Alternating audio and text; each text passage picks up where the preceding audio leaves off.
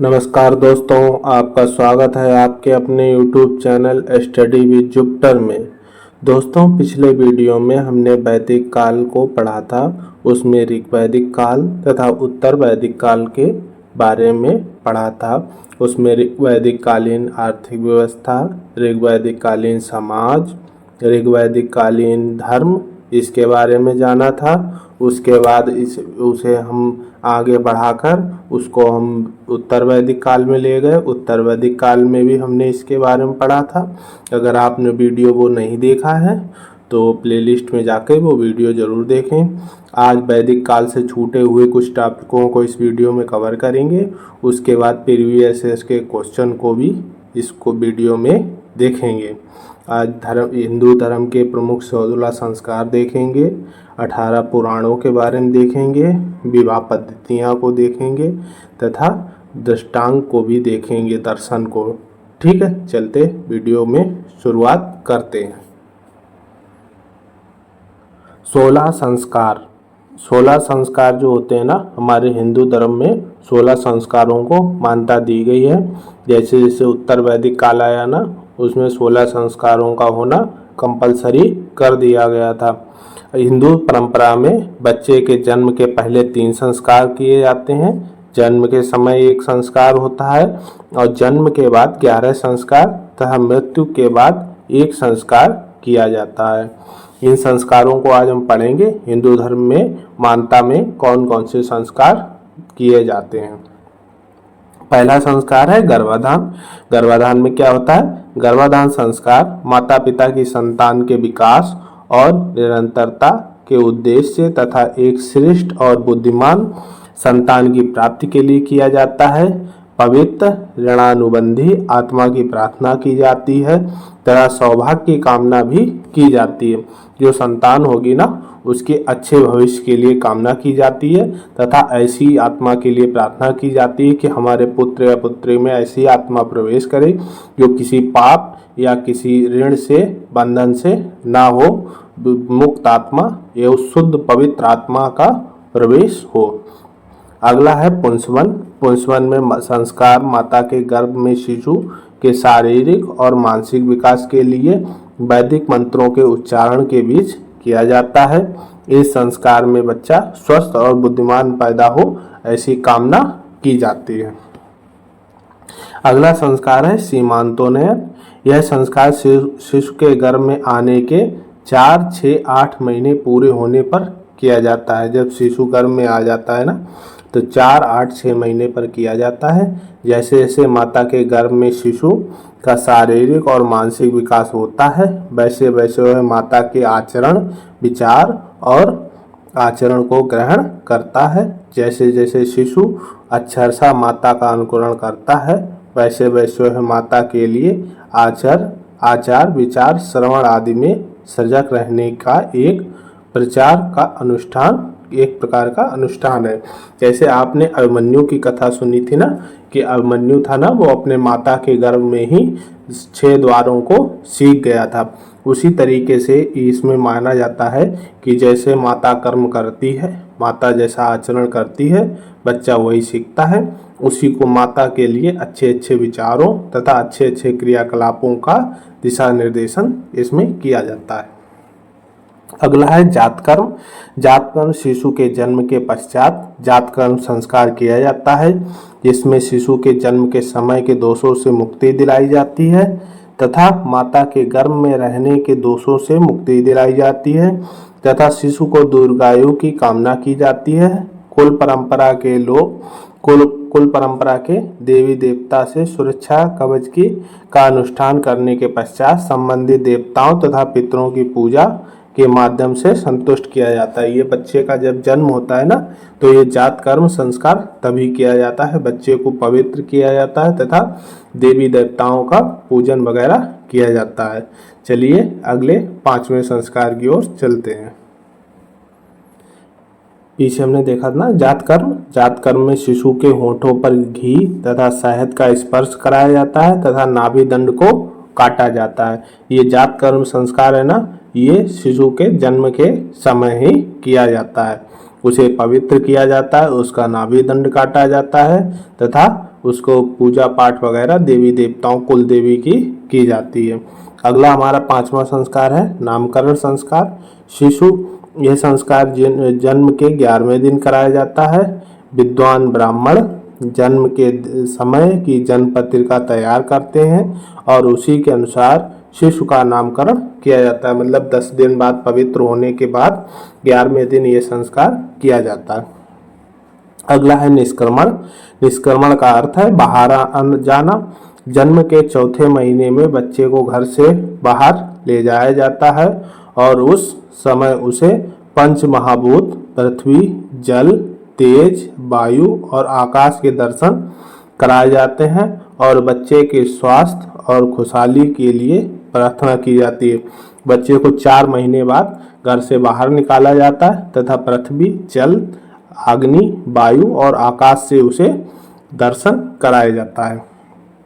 अगला है अन्नप्राशन। जन्म के 7वें महीने में बच्चे को शुभ संकेत के रूप में भोजन कराया जाता है और उस दिन अन्नपूर्णा देवी का पूजन किया जाता है। जैसे आपने देखा नहीं, अब ज़्यादातर हिंदू लोगों के यहाँ पे पसनी वगैरह का कार्यक्रम किया जाता है बच्चे के 6 महीने पूरे होने पर, जब उसके 1 या 2 दांत आ जाते हैं लोगों, उस टाइम पर किया जाता है। यही अन्नप्राशन होता है जब बच्चे को खीर चटाई जाती है। अगला चौल या चूड़ाकर्म।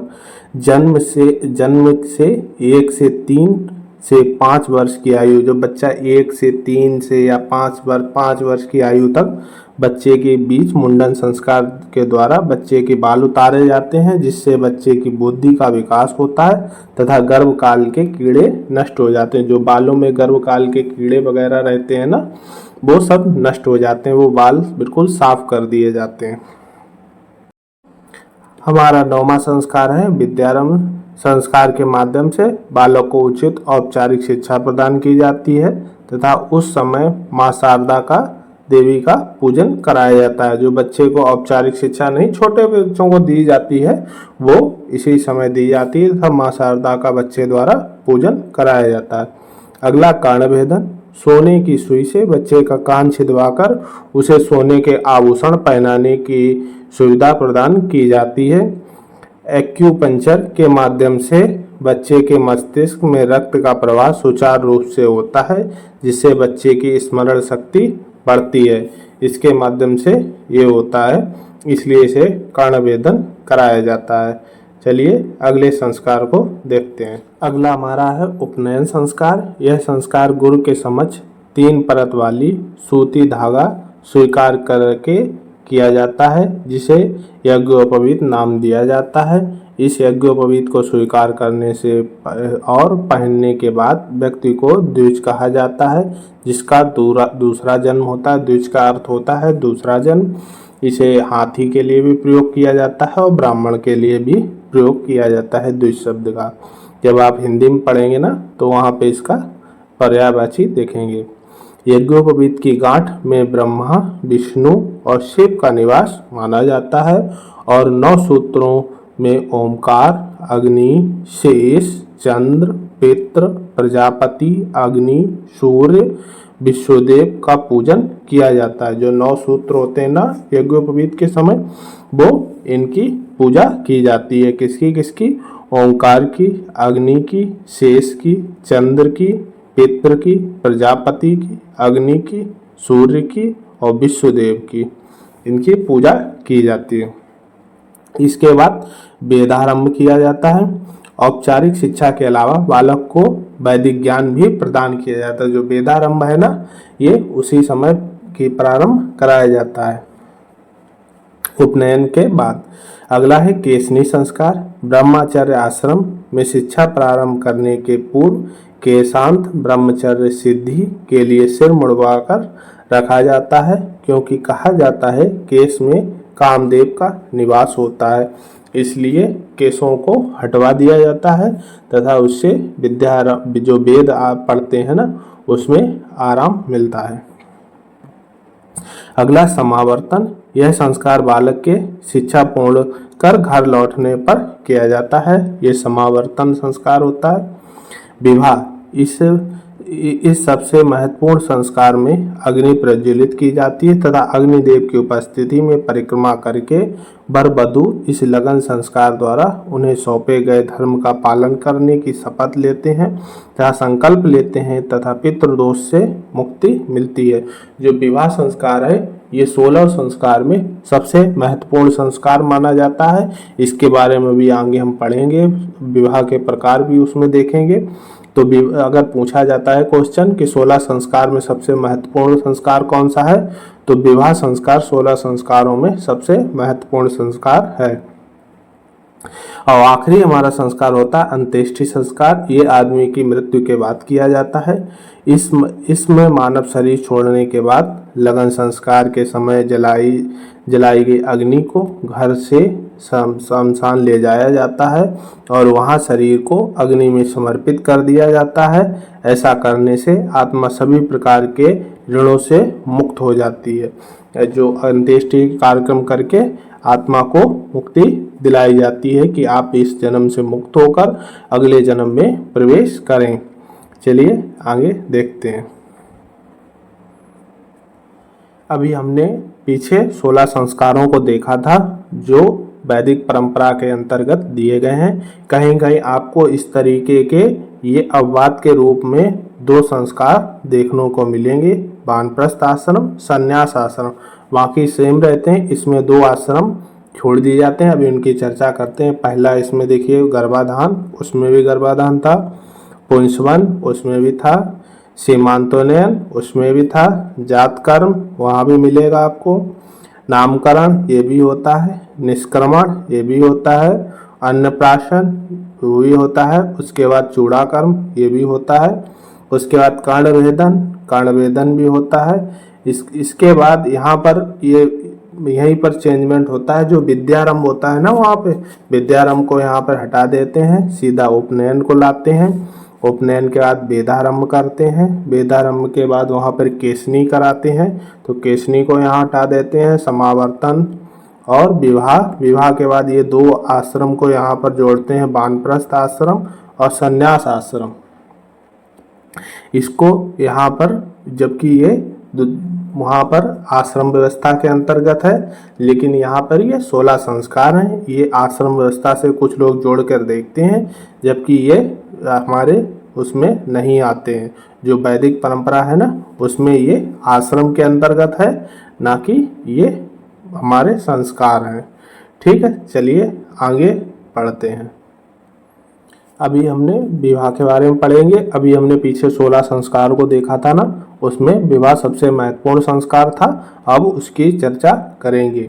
मनुस्मृति में विवाह के 8 प्रकार बताए गए हैं। पहला ब्रह्म विवाह, दैव विवाह, आर्य विवाह, प्रजापत्य विवाह, असुर विवाह, गंधर्व विवाह, राक्षस विवाह और पिशाच विवाह। जो आगे के 4 विवाह है ना, ये उचित माने गए तथा बाद के 4 विवाह अनुचित माने गए हैं। इसीलिए इन्हें जो अच्छे लोगों की श्रेणी में नहीं रखा गया।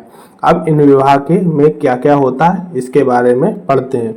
पहले ब्रह्म विवाह, किसी की बेटी की शादी अच्छे आचरण वाले, वेदों के विद्वान और स्वयं द्वारा आमंत्रित व्यक्ति से करना है। मूल रूप से केवल ब्राह्मणों के लिए यह ब्रह्म विवाह का विधान था। जो ब्रह्म विवाह का विधान ब्राह्मणों के लिए ही उचित माना जाता था। अगला है देव विवाह।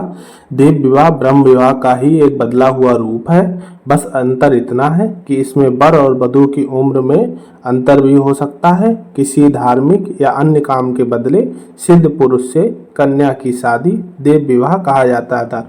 ये जो राजा महाराजा होते थे ना, वो ज़्यादातर देव विवाह, आर्य विवाह और प्रजापत्य विवाह या करते थे। उनमें इसमें ज़्यादातर राजाओं का रहता था। जो ब्रह्म विवाह था वो ब्राह्मण और जो वेदों का पाठ करते थे उनके लिए था। अब अगला विवाह आर्य विवाह। जब किसी वर पक्षी से धार्मिक अनुष्ठान हेतु गाय को लेकर अपनी पुत्री का विवाह कर दिया जाता। इसमें जो गरीब लोग होते थे ना, वो जो धनी लोग होते थे उनसे गाय ले लेते थे, बदले में उन्हें, क्योंकि हमने वैदिक सप्तम पढ़ा था, उनके धन की मानक की इकाई गाय होती थी, तो गाय लेकर अपनी पुत्री की शादी कर देते थे। अगला प्रजापत्य विवाह ब्रह्म विवाह की तरह है, बस कन्या की सहमति नहीं ली जाती थी। जो प्रजापत्य विवाह होता था बस शादी कर देते थे कन्या से बिना पूछे, जो पिता को अच्छा लगता था, जो हम देखा राजाओं महाराजाओं में अक्सर देखने को मिलता था। अगला असुर विवाह, जब वर कुछ पैसे देकर किसी कन्या से विवाह कर लेते हैं, जिसे नहीं कुछ लोग खरीद के कन्या ले आते हैं और शादी कर लेते हैं, यह असुर विवाह का ही एक रूप है। अगला गंधर्व विवाह, जब वर और कन्या बिना घर वालों की सहमति से विवाह कर लें, जो नहीं आजकल लव मैरिज चल रहा है, वो गंधर्व विवाह का ही एक रूप परिवर्तित रूप है। अगला है राक्षस विवाह, जब कन्या से मारपीट करते हुए उसका जबरदस्ती अपहरण कर उससे विवाह रचाया जाता है, वो राक्षस विवाह होता है। जो रावण था ना, उसने इसी प्रकार का विवाह करने की कोशिश की थी, इसीलिए उसे राक्षस कहा गया, और किसी कारण से उसे राक्षस नहीं कहा गया, केवल यही कारण था मेन जिसके कारण उसे राक्षस की उपाधि दी गई, क्योंकि उसने अपहरण कर शादी करने का प्रयास किया था, जो कि एक राक्षसी विवाह का रूप था। अगला है पिशाच विवाह, सोई हुई, उन्मत्त, घबराई हुई, मदिरा पान की हुई, राह में जाती हुई लड़की के साथ बलपूर्वक दुष्कर्म करने के बाद उससे विवाह करना पिशाच विवाह है। जो पिशाच विवाह है ना, किसी की लड़की को दारू पिलाकर, शराब पिलाकर मतलब, और राह में जाती हुई लड़की से जबरदस्ती उसके साथ दुष्कर्म करना तथा उससे बाद में विवाह कर लेना, ये पिशाच विवाह कहलाता था। और जो ब्रह्म विवाह है ना, ये सबसे श्रेष्ठ विवाह तथा पिशाच विवाह सबसे निष्कृष्ट विवाह की श्रेणी में आता था, तथा ऊपर के 4 विवाह श्रेष्ठ विवाह माने गए थे तथा नीचे के 4 विवाह निम्न कोटि के माने गए थे। विवाह में इतना ही, अब आगे बढ़ते हैं। हमारे हिंदू धर्म में 18 पुराणों की चर्चा है ना, वो 18 पुराणों को हम देखते हैं। पहला ब्रह्म पुराण है, इसमें 10,000 श्लोक हैं। अगला पद्म पुराण, इसमें 55,000 श्लोक हैं। अगला नारद पुराण, इसमें 25,000 श्लोक हैं। मार्कंडेय पुराण, इसमें 9,000 श्लोक हैं। अग्नि पुराण, इसमें 15,400 श्लोक हैं। भविष्य पुराण, इसमें 14,500 श्लोक हैं। ब्रह्म वैवर्त पुराण, इसमें 18,000 श्लोक हैं।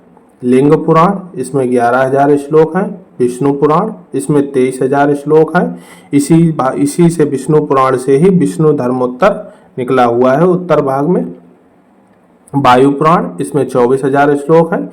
भिन्न मत से शिव पुराण यही है। शिव पुराण कोई पुराण नहीं है, बल्कि वायु पुराण का ही एक परिवर्तित रूप है। अगला भागवत पुराण, इसमें 18,000 श्लोक हैं। भिन्न मत से देवी भागवत पुराण, जो देवी भागवत होती है ना, वो भागवत पुराण का ही एक परिवर्तित रूप माना जाता है। अगला है 12 पुराण, इसमें 24,000 श्लोक हैं। स्कंद पुराण, इसमें 81,100 श्लोक हैं तथा सबसे बड़ा पुराण यही माना जाता है। अगला वामन पुराण, इसमें 10,000 श्लोक हैं। कूर्म पुराण, इसमें 17,000 श्लोक हैं। मत्स्य पुराण, इसमें 14,000 श्लोक हैं। गरुड़ पुराण, इसमें 19,000 श्लोक हैं। अगला और आखिरी ब्रह्मांड पुराण, इसमें 12,000 श्लोक हैं। स्कंद पुराण सबसे बड़ा पुराण है तथा मत्स्य पुराण सबसे पुराना पुराण है। ये बहुत बार क्वेश्चन पूछा गया है कि सबसे पुराना पुराण कौन सा है, मत्स्य पुराण, और सबसे बड़ा पुराण कौन सा है, तो स्कंद पुराण है। ये रहे आपके पुराण। इस तरीके से पुराण, ये चैप्टर पुराण का समाप्त होता है। आगे हम दर्शन की व्याख्या देखेंगे। चलिए आगे बढ़ते हैं। हिंदू धर्म या सनातन धर्म में 6 दर्शनों को बताया गया है।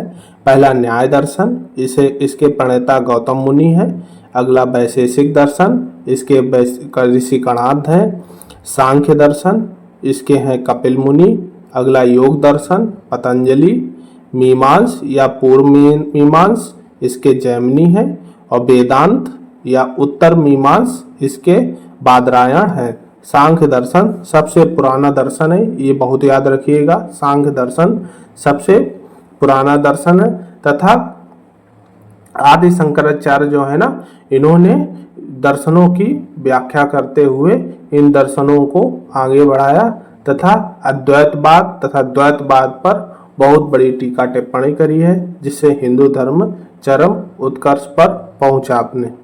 अगले वेदों से जुड़े हुए उपवेद को देखते हैं। ऋग्वेद का उपवेद है आयुर्वेद, इसके प्रणेता है प्रजापति। अगला सामवेद, इसका उपवेद है गंधर्व वेद, इसके प्रणेता है नारद मुनि। अगला यजुर्वेद, इसका उपवेद है धनुर्वेद, इसके प्रणेता है विश्वामित्र। अगला अथर्ववेद, इसका उपवेद है शिल्पवेद तथा प्रणेता इसके विश्वकर्मा जी हैं। दर्शन के बाद हम वेदांत को देखते हैं आगे। हिंदू धर्म में वेदांग जो है ना, सनातन धर्म में 6 शास्त्र इसी को कहा जाता है। जो सनातन धर्म के 6 शास्त्र है ना, वो यही है वेदांग। वेदांग शिक्षा, कल्प, व्याकरण, ज्योतिष, छंद और निरुक्त, ये 6 वेदांग है।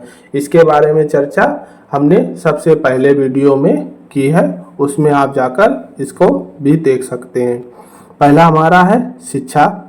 इसमें वेद मंत्रों के उच्चारण करने की विधि बताई गई है। अगला कल्प, वेदों के किसी मंत्र का प्रयोग किसी कर्म में करना चाहिए, इसका कथन किया गया है। इसकी 4 शाखाएं हैं, श्रौत सूत्र, ग्रह सूत्र, धर्म सूत्र और शुल्ब सूत्र। ये शुल्ब सूत्र है ना, ये बहुत बार पूछा गया, ये रेखा गणित का जनक है, इसलिए शुल्ब सूत्र को बहुत बार पूछा गया। व्याकरण, इसमें प्रकृति और प्रत्यय आदि के योगों से शब्दों की सिद्धि और उत्ताद और अनुदात्त तथा स्वरित स्वरों की स्थिति का बोध होता है। जो व्याकरण है ना, उससे प्रत्यय, प्रकृति, इन चीज़ों का बोध होता है। अगला निरुक्त है। वेदों के जिन शब्दों का प्रयोग जिन जिन अर्थों में किया जाता है, उनके उन अर्थों का निश्चयात्मक रूप से उल्लेख निरुक्त में किया गया है। अगला ज्योतिष, इसमें वैदिक यज्ञों और अनुष्ठानों के समय ज्ञात समय किया जाता था। यहाँ ज्योतिष का मतलब वेदांग ज्योतिष से है। जो वेदांग ज्योतिष है ना, मतलब ज्योतिष जो उस समय जो पूजा पाठ करना होता है ना, उसका उचित समय क्या रहेगा क्या नहीं रहेगा, ये ज्योतिष से ज्ञात करते थे। अगला छंद, वेदों में प्रयुक्त गायत्री, उष्णित आदि छंदों की रचना का ज्ञान छंद शास्त्र से होता था। इसी के साथ ये यहाँ पर चैप्टर खत्म होता है। इसके महत्वपूर्ण जो प्रश्न रहेंगे ना, उसको देखने के बाद आगे हम जो प्रीवियस ईयर के क्वेश्चन रहेंगे ना, उस पर चलते हैं। चलिए आगे बढ़ते हैं महत्वपूर्ण प्रश्नों की ओर। यहाँ से जो हमारा वैदिक काल था वो लगभग समाप्त हो चुका है। अब महत्वपूर्ण प्रश्न देख लेते हैं।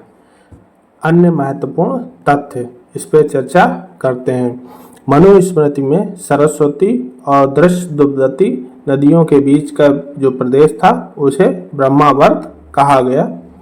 ऋषि विश्वामित्र ने नदियों की तुलना घोड़ों और गायों से की है, क्योंकि आर्यों की सबसे प्रिय संपत्ति घोड़े, गाय और बैल थे।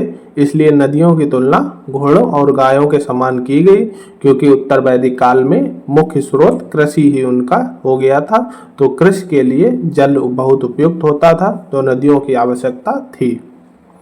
वेदों का संकलन करता वेद व्यास को माना जाता है। ऋग्वेद में गाय को धन की मानक इकाई के रूप में माना गया है। प्रत्येक गोत्र में एक वैदिक ऋषि के नाम पर होता। जो प्रत्येक गोत्र था ना, वो एक ऋषि के नाम पर होता। उस गोत्र के लोग ऋषि के वंशज माने जाते थे। सिंचाई कर को विधिक भागम कहा जाता था। पीछे हमने पढ़ा था ना, जो बलि लिया जाता था राजा द्वारा, वो स्वच्छ को पा रहा होता था, तथा जो भाग होता था ना, वो कर होता था। तो इसी प्रकार का एक भाग विधिक भागम होता था, जो सिंचाई कर के रूप में होता था। उपनिषद काल में अश्वपति कैकेयी का राजा, उद्दालक आरुणि कुरु और पंचाल का राजा, अश्वसेन पार्श्वनाथ, जो पार्श्वनाथ नहीं और जो पार्श्वनाथ हैं जैन धर्म के अनुयायी, उनके पिताजी अश्वसेन प्रसिद्ध दार्शनिक थे उत्तर वैदिक काल के। शुल्ब सूत्र से रेखा गणित के बारे में जानकारी मिलती है। पीछे हमने देखा था ना, अविमुक्तम, अब जो अविमुक्त है ना, वो वाराणसी का पुराना नाम है, तथा हौज खास इंद्रप्रस्थ को कहा जाता था। भारतीय परमाणुवाद के जनक ऋषि कणाद माने जाते हैं। अन्य महत्वपूर्ण तथ्यों के साथ में ये वैदिक काल संपूर्ण होता है। अब प्रीवियस ईयर क्वेश्चनों को देखते हैं। प्रीवियस ईयर क्वेश्चन की श्रृंखला में सबसे पहला क्वेश्चन हमारा है, आर्य सर्वप्रथम किस नदी के किनारे बसे थे? पहला है ऑप्शन गंगा, यमुना, गोदावरी, सिंधु। हमने पढ़ा था ना, सबसे पहले आर्य पंजाब तथा सिंधु के क्षेत्र में आकर बसे थे, तो सिंधु नदी के किनारे आकर बसे थे। आर्य किस जानवर से अधिक प्यार नहीं करते थे? बैल से, गाय से, कुत्ता से, घोड़ा से। हमने पढ़ा था ना कि बैल, गाय, घोड़ा ये आर्यों की मुख्य संपत्ति थी, इसलिए ये तीनों से प्यार करते थे तथा कुत्ता इनका प्रिय पशु नहीं था। चलिए आगे क्वेश्चन देखते हैं। अगला हमारा क्वेश्चन है, भारत के राय चिन्ह में प्रयुक्त शब्द सत्यमेव जयते किस उपनिषद से लिया गया? जो हमारी अशोक की लाट है ना, राष्ट्रीय चिन्ह, राय चिन्ह, उसमें सत्यमेव जयते लिखा रहता है ना, वो किस उपनिषद से लिया गया? हमने ऊपर पढ़ा था ना। पहला ऑप्शन है कठोपनिषद, दूसरा बृहदारण्यक, तीसरा मुंडकोपनिषद, चौथा मैत्रायणी। तो पढ़ा था ना, मुंडकोपनिषद से सत्यमेव जयते लिया गया है। ऋग्वेद आर्यों का प्रमुख व्यवसाय क्या था? जो ऋग्वैदिक आर्य थे ना, उनका प्रमुख व्यवसाय क्या था? शिक्षा, कृषि, पशुपालन या व्यापार? तो हमने पढ़ा था ना, जो ऋग्वैदिक आर्य थे उनकी गाय, बैल और घोड़ा मुख्य संपत्ति थी, तो उनका मुख्य व्यवसाय पशुपालन था। चलिए आगे क्वेश्चन देखते हैं। अगला हमारा क्वेश्चन है, उत्तर वैदिक आर्यों का प्रमुख व्यवसाय क्या था? जो उत्तर वैदिक काल के आर्य थे ना, उनका प्रमुख व्यवसाय क्या था? शिक्षा, कृषि, पशुपालन, व्यापार। हमने देखा था ना, उत्तर वैदिक काल में लोहे की खोज हो चुकी थी तथा कृषि बड़ी मात्रा में होने लगी थी, तो उनका प्रमुख व्यवसाय अब कृषि हो गया था। ऋग्वैदिक आर्यों के प्रमुख देवता कौन है? शिव, प्रजापति, विष्णु, इंद्र। जो ऋग्वैदिक आर्यों के प्रमुख देवता हमने पढ़े थे ना, मुख्य देवता इंद्र थे। इन्हें पुरंदर तथा वर्षा के देवता तथा युद्ध के देवता के रूप में जाना जाता था। चलिए आगे क्वेश्चन देखते हैं। हमारा अगला क्वेश्चन है, उत्तर वैदिक आर्यों के प्रमुख देवता कौन है? शिव, प्रजापति, विष्णु तथा इंद्र। हमने देखा था ना, जो उत्तर वैदिक काल के थे वो प्रजापति प्रमुख देवता हो जाते हैं, तो उसमें ऑप्शन हो जाएगा प्रजापति। गायत्री मंत्र की रचना किसने की? पहला ऑप्शन विश्वामित्र, वशिष्ठ, कणाद तथा इंद्र। तो हमने पढ़ा था ना, गायत्री मंत्र तीसरे मंडल से लिया गया है तथा इसके रचनाकार विश्वामित्र हैं। ऋग्वेद के तीसरे मंडल में गायत्री मंत्र का उल्लेख है, याद रखिएगा। चलिए आगे क्वेश्चन देखते हैं। आर्यों की संपत्ति चुराने वाले क्या कहलाए? अदेवियु, अब्राह्मण, मृदवाक या पणि। जो आर्यों की संपत्ति चुराते थे उनको आर्यों ने पणि कहा, और जो अदेव, अब्राह्मण या मृदवाक ये यहाँ के लोकल लोगों को कहते थे। चुराते वो भी थे, लेकिन उनके चुराने वाले लोगों के लिए पणि शब्द का प्रयोग किया आर्यों ने। सरस्वती तथा दृषद्वती नदियों के बीच के प्रदेश को क्या कहा गया? जम्बूद्वीप, आर्यावर्त, ब्रह्मावर्त या भारत। हमने पढ़ा था ना, सरस्वती और दृषद्वती नदी जो थी इनके बीच के प्रदेश को ब्रह्मावर्त कहा गया। इसी के साथ आपका वैदिक काल संपूर्ण समाप्त हुआ। आगे वाले चैप्टर में हम अगला चैप्टर महाजनपद काल को शुरुआत करेंगे। अगर आपने पिछले के वीडियो नहीं देखे हैं तो प्लेलिस्ट में जाके वीडियो को जरूर देखें तथा चैनल को सब्सक्राइब करें, लाइक करें तथा शेयर करें और बेल आइकन प्रेस कर लें, जिससे आने वाली वीडियो आपको जल्द से जल्द मिल जाए। धन्यवाद।